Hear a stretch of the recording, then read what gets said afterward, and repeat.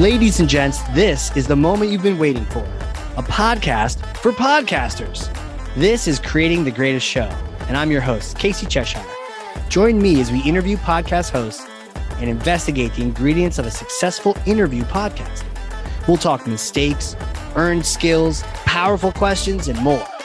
This show is sponsored by Ringmaster, completely done for you B2B podcast production. Hey guys, welcome back. I am so excited to talk to my guest today. He is a pro, and I am going to school, but the cool kind of school. So who is this guy? Who is he? Well, he's a strategic advisor, a podcaster, a thought leader in the retail space. Some might call him a retail wizard. He was the Rethink Retail top retail influencer in 2021 and 2022. That word there is influencer. And then his shows, he shows out the wazoo, producer and co-host of This Week in Innovation. Love that word. In the Third Eye Podcast Network, strategic advisor, retail at the Third Eye Advisory, strategic advisor at Competera Pricing Platform. Jeff Roster, welcome to the show, sir. Hey, Casey, good to be here. Thanks for inviting me on. Well, you're a big guy, and you've got a lot of things going on. But I want to get smaller. That's the whole point. I'm coming down. So hopefully I'm going to be a medium-sized guy. Well, your intro keeps getting bigger, and hopefully you keep getting personally smaller. That's the plan. That's what to wish people in the holidays, right? May your intro grow larger and your body smaller. That's good. That's good media right there. I'm stealing that. You better get that on Twitter today. Wait, I'm stealing TM. that going forward. Publish this quick. Let's go live. Anyway, man, sorry. Well, I am so excited. We almost got into the show beforehand, and we had to stop ourselves and say, "Oh yeah, that's right. We gotta start this and hit record." Do you ever have that experience too, where you're just in the moment? And so I talk to a ton of startups. My gig is to talk This Week in Innovations targeted at the startup world, or press or analysts or people that they can speak about the trends in retail. The show's really not targeted towards like the bigger players. It's really to give a voice to the whole world of innovation. And I always want to do a pre-call with them. One, because I'm interested. Two, I want to make sure that they have good audio, and they have a story to tell. And usually I throw out the question. Sometimes I'll not pre-brief, but give hey, here's what I want to understand. And these guys spring load, boom, right off the bat, they're into it. Oh, no, stop. Because I want it fresh, because it sounds good. And, so 100%. And it's, I don't know, my gig, it's kind of, if I'm trying to understand a company, I mean, I want them talking. I want to listen to it as long as it's fresh. So yeah, it's definitely a challenge that I have on, throwing podcasting into the world of being an analyst. Yeah, especially when your guest is spring loaded. It's absolutely crazy. And I know you're spring loaded to answer this next question, which is our first question. We kind of gave you a little preview there, people, of what's going to go on here. But really, my question to you, Jeff, pull back the curtain for us on your show and share your most important strategy for a great interview podcast. So I already tipped my hand a little bit. My job is to talk to the startup world, to get inside those companies. So by definition, almost anybody that is crazy enough to leave a nice, safe job and go do something entrepreneurially are interesting. I have not met one, and I literally mean that. I've not met one that doesn't have an interesting story to say. So I guess if it's a secret, what I've found out is ask a single sentence question and then shut up. Get out of the way. I've always talked when I was working analyst at Gartner and IHL. My tagline always was, let the data be the star.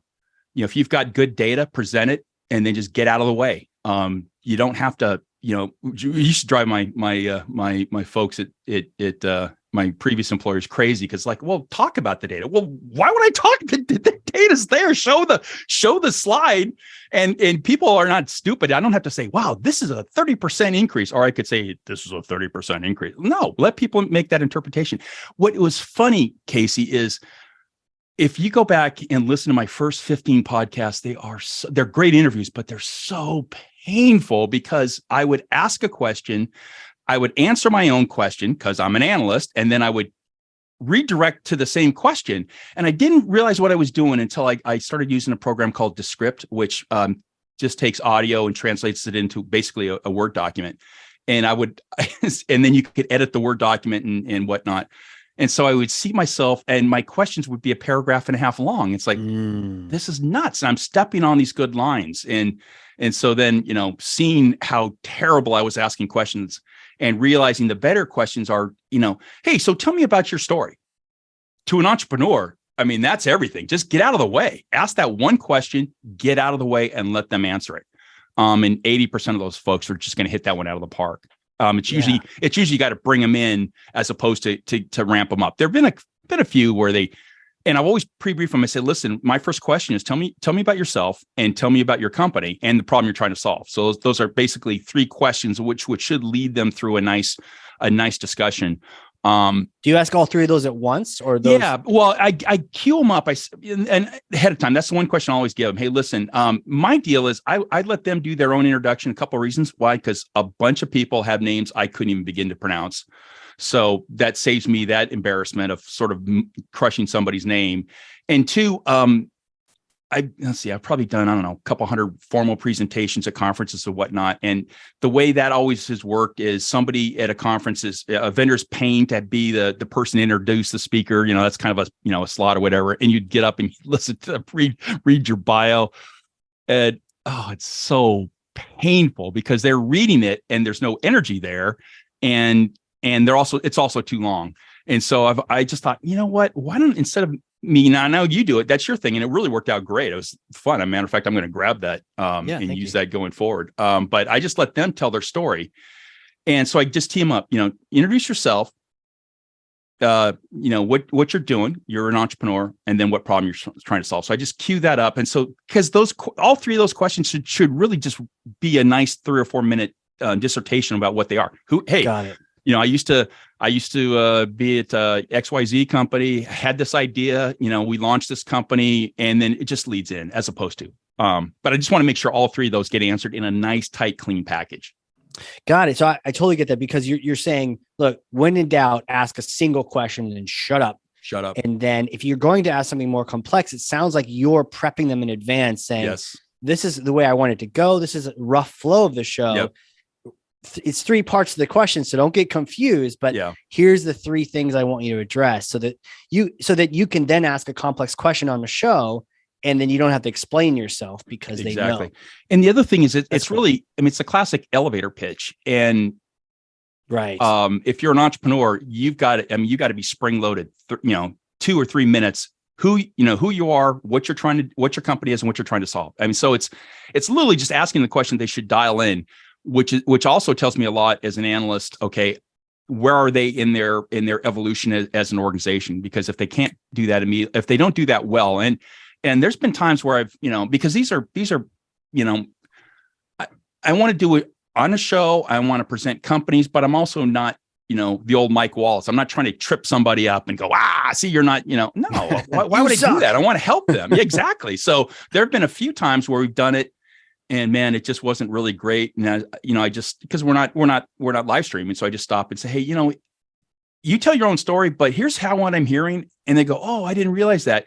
And it's because they're smart people, but they're not necessarily media people. And so, it's like, that's such an easy value add for me to say, kind of think through what you're saying here. And here's what I'm hearing it. But here's what really would be stronger point, because this is a really strong point. By the way, you got really hog-tied into the weeds here.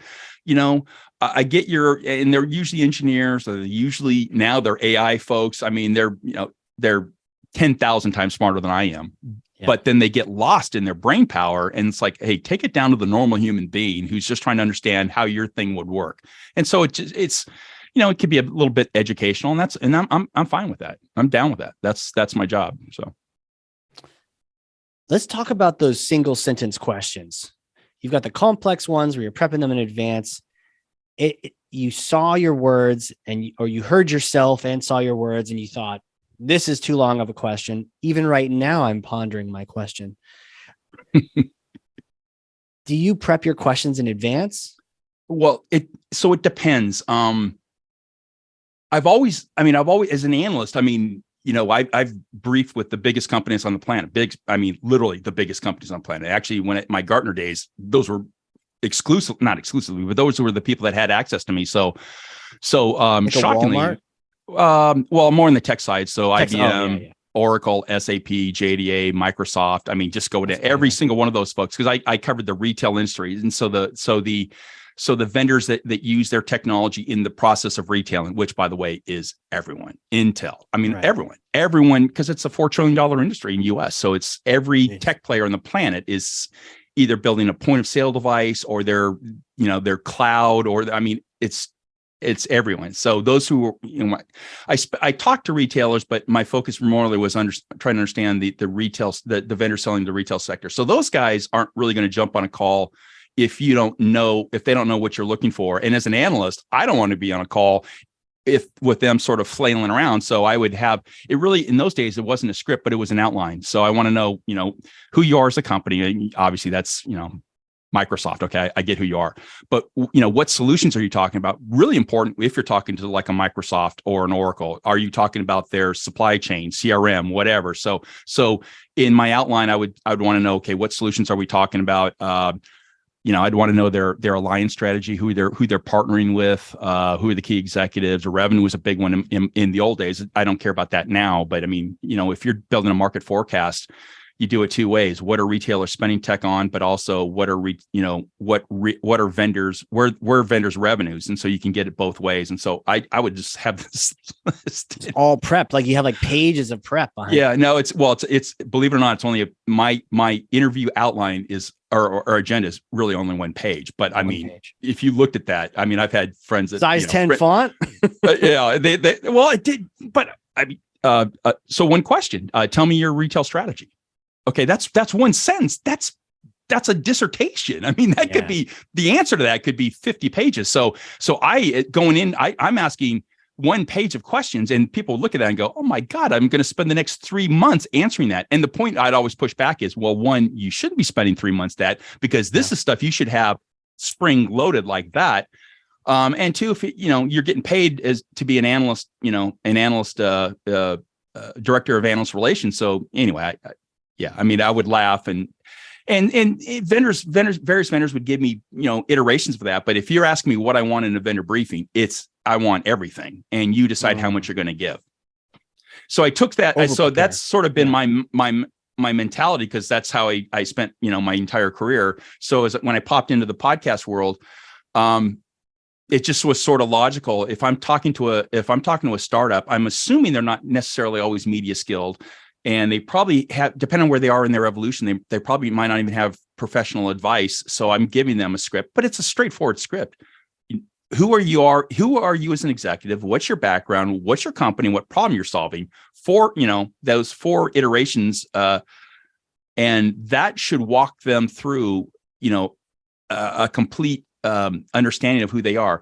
And what I want them to understand is you got to be able to operate in 2 levels. I mean, you got to be able down in the weeds with the engineers, but I'm telling you, there's not a CEO on the planet that wants to hear, 50 minutes on your cloud strategy and how fast your upload or download speeds are. They don't care.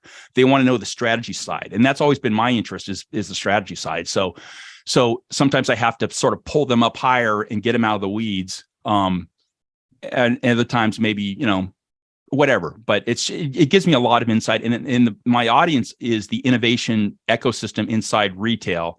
So those are CIOs, those are marketing people. It's just a whole iteration, and it's much more interesting to hear the strategy side than getting down into the speeds and feeds sort of stuff. And I have clients that are, I won't call them out, but you can just imagine. I mean, they're super technical. They're the nuts and bolts of nerds. A computer. I'm not gonna. They're my friends, so I don't want to get flamed.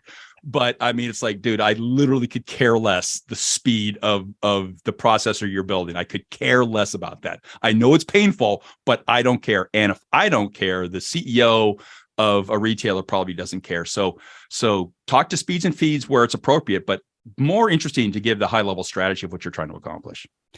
Do you tend to see any trends around the level someone is in a company and to how tactical they might answer questions? No, it's funny. So Trends. I think the trend more is how media exposed they are, or how often they've worked with analysts. And I could tell that within 10 seconds of somebody talking. Sure. There are executives who run billions of dollars of business in the retail space, and they are absolutely people I've known for 20 years. And I mean, it's the way I've always described the analyst job versus the vendor executive job is, remember that old cartoon when we were, you're far younger than I am, but the sheepdog and the wolf, not Wile E. Coyote, but where they sort of go at each other, the sheepdog's trying to defend the sheep from the wolf, and the whole cartoon's just slapstick, whatever. Sure. And if you remember one of the scenes where they get done at the end of the day, they both check out and they go, "Hey, see your friends." So it's, in other words, they're friends. I have seen that. Yeah. That is exactly the perfect scenario for what a perfect analyst vendor relationship should be. Inside the conversation, it's not adversarial, but it needs the analyst, if he's doing their job right, needs to push back and try to understand, because in theory, the analyst is talking to also end users. And so I've never wanted to be, but I did want to hey, I know that's not true, because I've talked to everybody in the industry. And so I had 3 people that used to work for you 6 months ago that I'm talking to now. So I know that's not true. So have you said that on a podcast? 100%. Not on the air. It's not on the air because I'm not talking to that level of executive. I kind of wish anymore. You would. It sounds really fun. Well, yeah, exactly. And then I would my car might blow up the next day. I mean, when I used to describe my work back in my Gartner and IHL days, I sort of, maybe he's not the best example anymore, but I sort of described it as a CIA guy. If you knew what I was doing, I probably was doing my job wrong. In other words, I'm talking privately. So I'm talking to the vendor.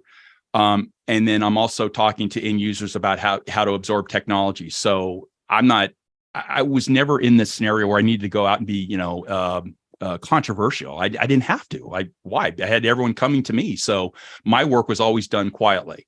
So that's not necessarily the best setup for the podcast world, because right.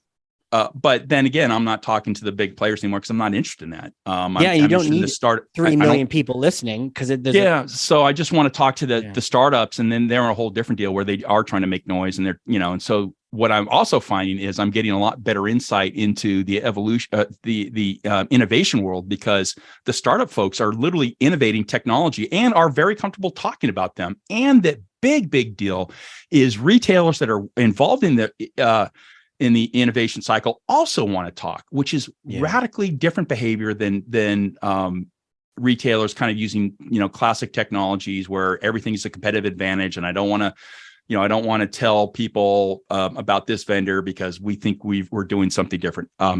Truth, nonsense. It's absolute nonsense. The retail industry's made their technology acquisitions far more expensive by making everything so we're doing something so special. No, you're not. I'm telling you're not. For the most part, you're not. Very few other industries are quite as insular as retail is, and it's made technology absorption a lot more expensive in my mind. I love the comparison between the role of analyst and podcaster. It sounds like there's so many similarities, the investigative side to it. Yeah. What are the differences? What are the things that you've had to change and rewrite in your mind? The whole point about, as an analyst, when I was playing at the level I was playing at, which was, pretty high, if my work was private, I was talking to a retailer thinking about using this vendor, or I was talking to a vendor who was trying to pitch me to make sure I understood, so everything I didn't do my work in the headlines. It was private, and that was how it was supposed to do. Well, obviously a podcaster is the exact opposite of that. You have to find people that want to tell a compelling story that you think is important for other people to hear. And so it's the same level of investigative research, and you got to have your BS meter like on high, and you got to be listening for jargon, and you got to be listening for I don't buy that, or you're come on. I mean, I know what you're saying is not right. The bullshit meter is still I didn't want to say that, but that's exactly the right word. Yeah. So it's the same foundational work, but it's a different gig. And the other thing I think as a podcaster, it kind of goes back to my hypothesis is you got to ask one question and shut up. What I found what I found really worked well for me inside my analyst relationship is, and I don't say this, I guess I can say it. It's been long enough now. I got pretty good scores in my Gartner days for doing inquiry. And I was asked to kind of listen in to some other analysts who weren't really getting good scores. And it was funny because I'm not the smartest guy. I went to, California State University at Chico. I put myself through school. So, I'm kind of, simple old cowboy riding the fence. And I got to listen to some people from some really big schools. And what I found was, a person would call in with a problem and have a conversation, and the analyst would talk 60-70% of the time. And if you listen to me, because again, I'm a simple old cowboy. I'm not smart enough to talk a lot, but I listened. And what I found was a pattern that people would call in with a question for an inquiry, and it was never really the real question they wanted. There was always a cover. And so if I was just shut up and listen. So, okay, tell me about your problem. And then you go on and on and on, or they would go on and on and on. It's like, oh, okay, well, have you thought about this? A lot of times people would be bringing their entire team in for an inquiry, and somebody had a hidden agenda or wanted an outside person to either confirm or push back on something. If you're saying, oh, I'm so smart, I went to, Harvard or Yale or, any one of the other places, let me tell you what I think. You're not even listening to what they want. Again, shut up, ask a question, and then shut up and listen, and then respond, as opposed to giving a dissertation. And so, that I think is a challenge if you're a podcaster, if you want to talk more than you want to listen, or you don't have the right guest. Now, if you're doing a monologue, you have to talk. That's fine. Okay. But I don't want to do that. I want to bring in, my whole gig is I want to bring the voice of the entrepreneur in, because I think we're getting almost away from that in this country. When I grew up, I grew up in the 80s, and we entrepreneurs were the way to go. Silicon Valley was all built on entrepreneurs. Every single company out here started with somebody with a vision. And some of those people are within my lifetime. Google was within my career. I remember pre-Google. I remember Alta Vista, Yahoo. Absolutely. Ask Jeeves. There used to be multiple search engines. Absolutely. In my career as an analyst, I watched some of the biggest players get launched. Still pains me because I couldn't buy any stock, because at that time, you couldn't own it. So I had a colleague that said, this company's about to launch in Mountain View. It's going to make housing so much more expensive. That company was Google. Wow. So we knew it. I couldn't even buy their stock because they were either a potential client, or certainly were a client, or had impact in retail. So that was our model. And so taking that paycheck and invested it then. Don't even. Come on. It's Microsoft. It's Apple. I remember looking at Apple when the Apple stock was in the and we thought they were dead. And oh my goodness, let me put $500 into that stock, and you and I might not be talking right now, or you might be talking to me from my private yacht. I was going to say, maybe you invited me out to your island, and we're sitting in your beach house doing this podcast interview. Yeah, that would be We're talking about Hawaiian shirts and not about something else.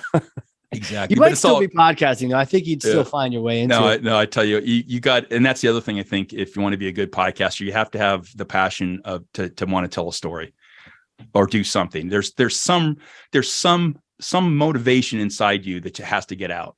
And that's what's kind of interesting. My question, I hear you 100% on the shut up, the listening. And what an interesting example about the analysts who didn't listen, who talked too much. And you mentioned at some point you respond.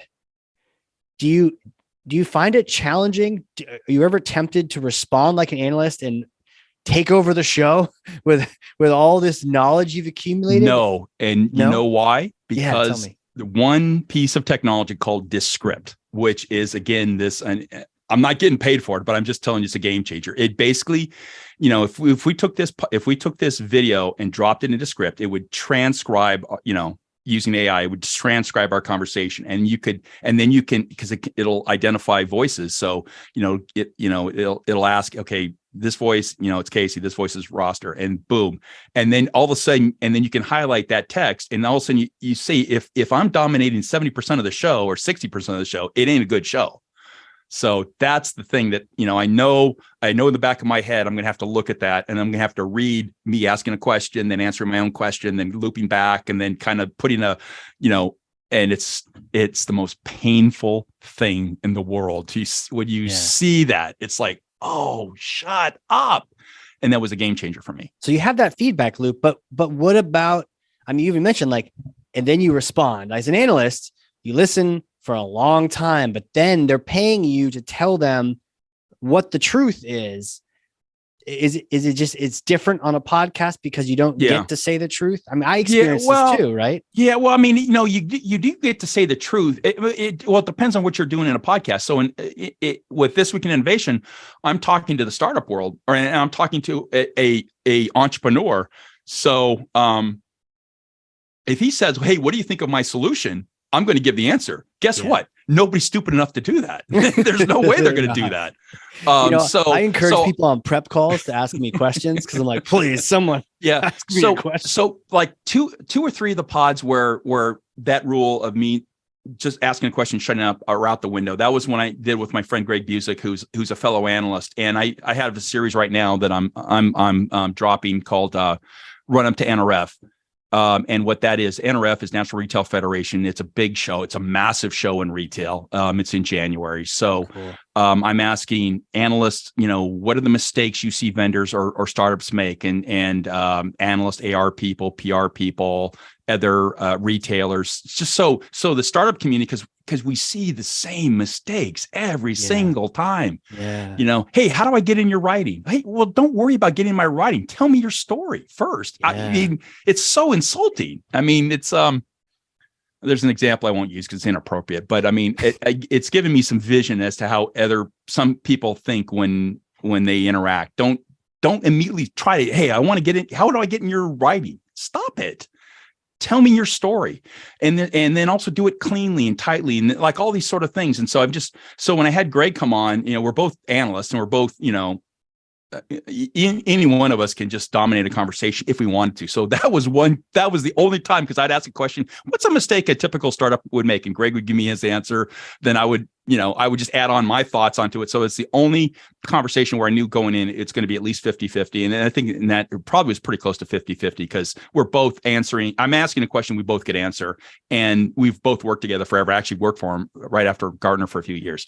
So that was the only case where I had a lot to add. And then when I did another another part of the run up series, I spoke with a friend that was analyst relations person.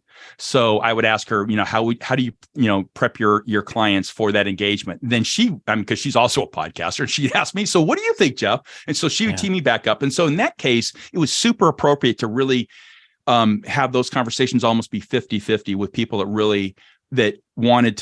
wanted to answer their question, but also wanted to see how the analysts would respond to their answer. And it was really a cool conversation. But if I'm talking to a startup, I don't want to be dominant. That's not going to be a good interview if I'm talking too much. I wonder if it's something where they are your voice, the guests you have on, you curate and you explore, they're almost speaking for you, which can be great if they're saying the right things, which could be a little frustrating if they're not. Yeah. Interesting. Yeah. Interesting. One of those topics is kind of hot right now, the term metaverse. And it's a term that is kind of spring loaded. Matter of fact, as late as about 10 minutes before this interview, I was in exchange with a super secret exchange with a bunch of fellow analysts, all from different firms.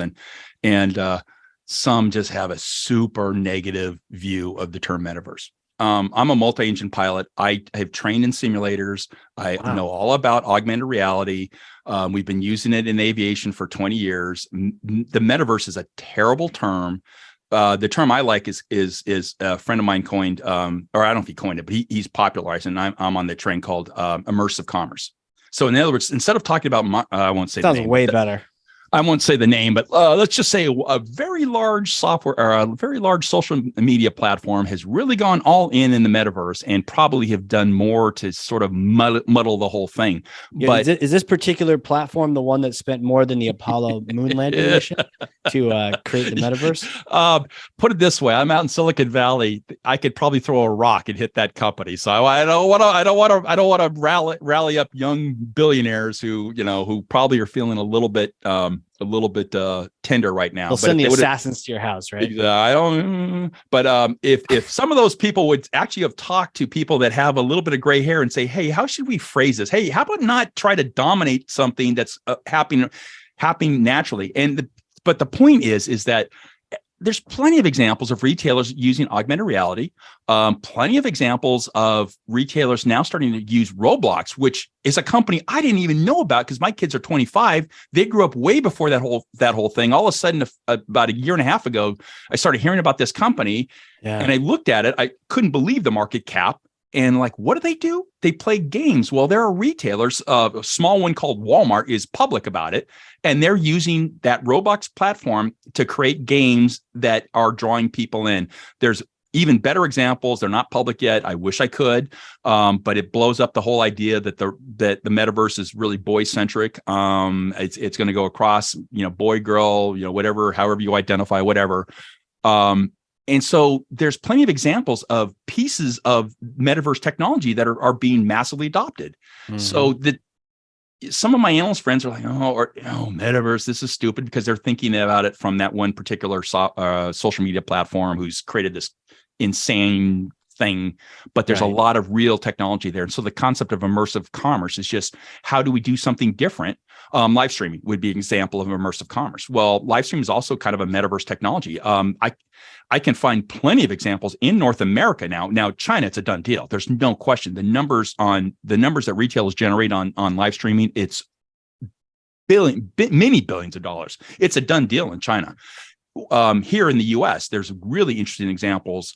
We're probably at least 5 to 6 years behind what China's doing for some of their live streaming capabilities. But I don't know if we're going to catch up. It doesn't matter. There's examples. There's really good examples of these companies using pieces of this technology. So my old company, Gartner, has identified metaverse as one of their top strategic initiatives for 2023.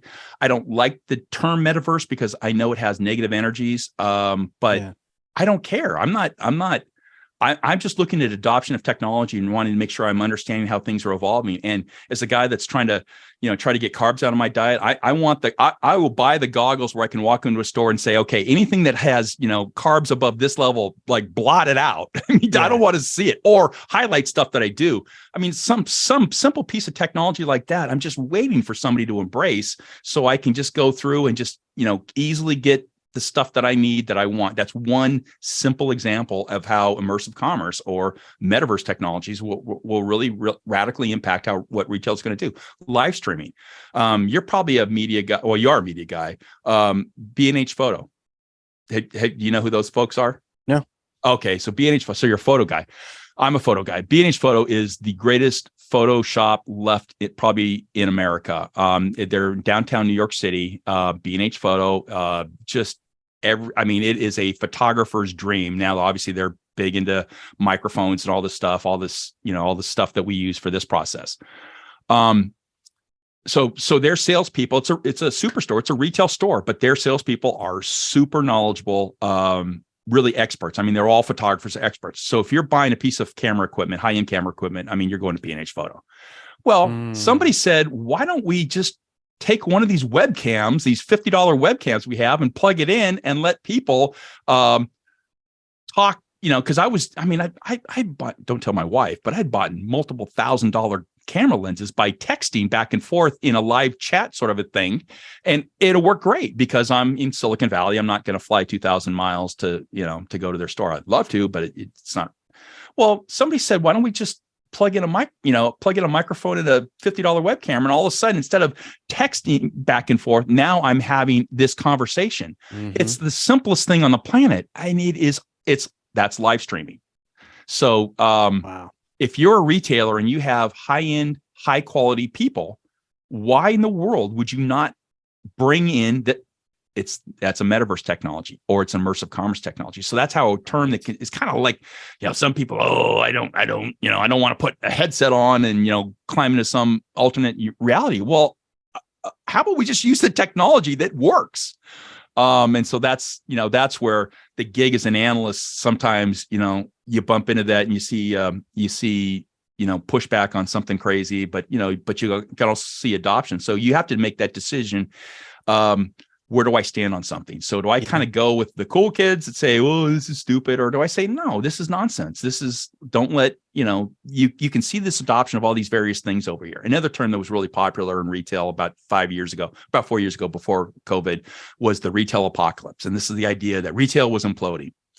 And it was nonsense. It was really it just was silly. It was clickbait that poor journalists that just wanted to make noise would use because they would get downloads. Well, we did at IHL, we did a lot of work, and shockingly, now this is before COVID. Now, COVID was a retail apocalypse. It had nothing to do. It had to do with shutting stores down for 6 months. Some stores, not all stores, and having people get afraid to even go into a physical store. So that was a different deal. But this was before, and what we found out was no, there were more stores opening than closing, and the majority of the stores that were closing tended to be department stores who had literally run out of customers. Right. I won't say which department stores, but those of us in the know, it rhymes with Cheers, and it rhymes with okay, I could say that. That's easy. Different places. I want to ask you though, like things are definitely changing, and you mentioned passion is a thing, and I feel the passion from you. So it's almost like that's this underlying value and flavor. The difference between like just a dish and something that you got from a Michelin restaurant or a fine chef is that passion. I can sense that from you for your podcasting. So on the flip side of that passion and excitement, and what are the challenges? What are the challenges you're facing with podcasting?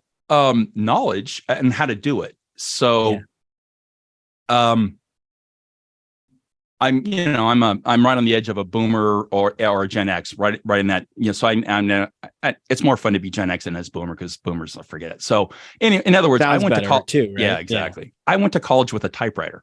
Okay. A typewriter. Wow.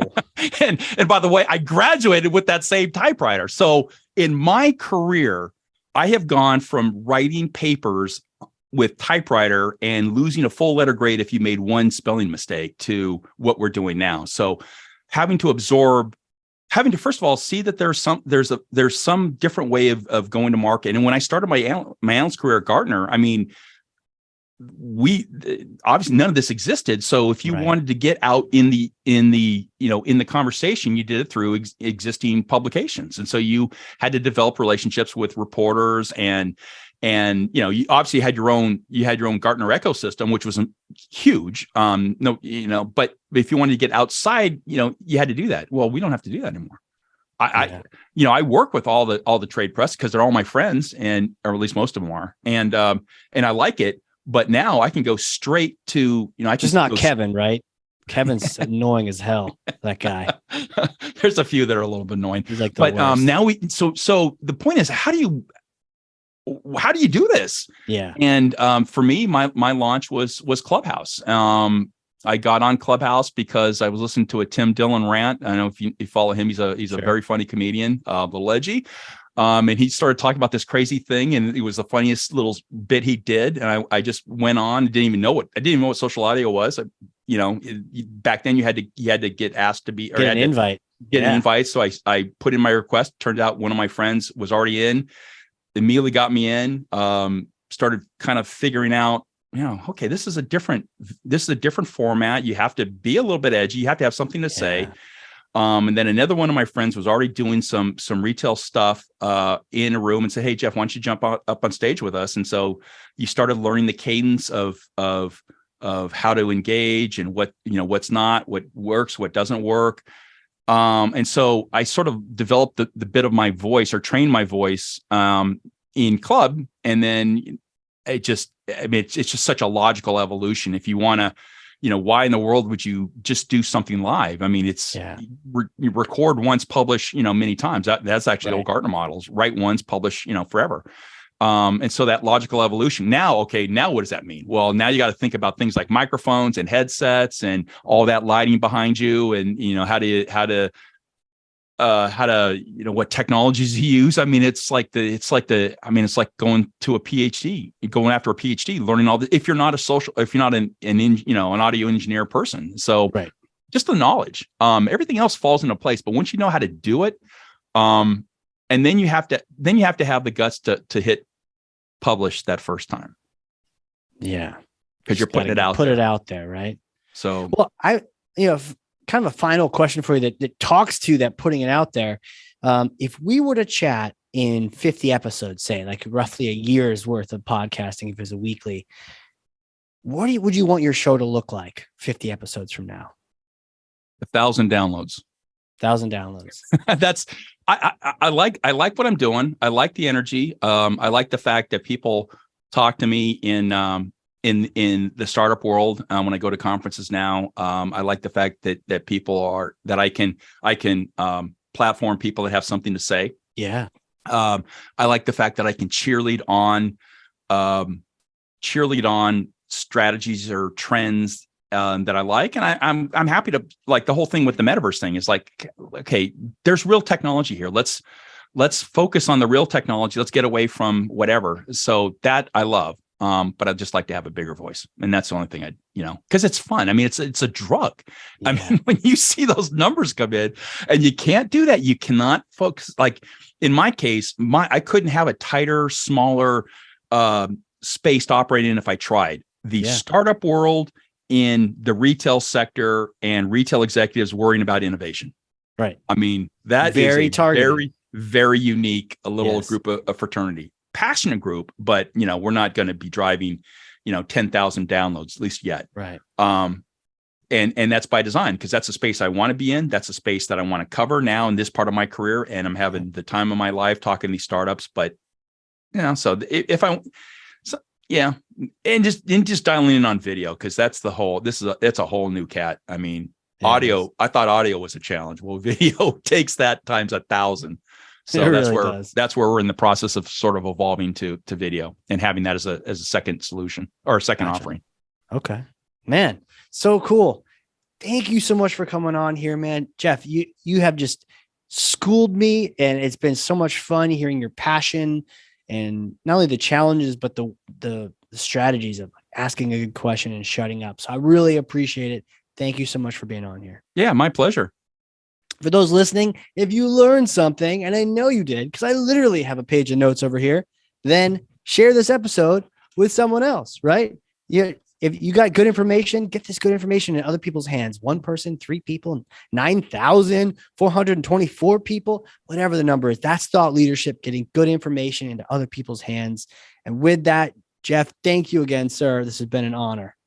My pleasure. What a great conversation. All right, everyone. This has been an amazing episode of Creating the Greatest Show. We will see you all next time. And next time doesn't have to be next week. Life's too short, and we have way too much to talk about. Find show notes full of takeaways, lessons, and links at creatingthegreatestshow.com. For more information on launching your own podcast or working with us to produce your existing show, come on down to the big tent at ringmaster.com. Until then, friends, whatever you do, do it with all your might.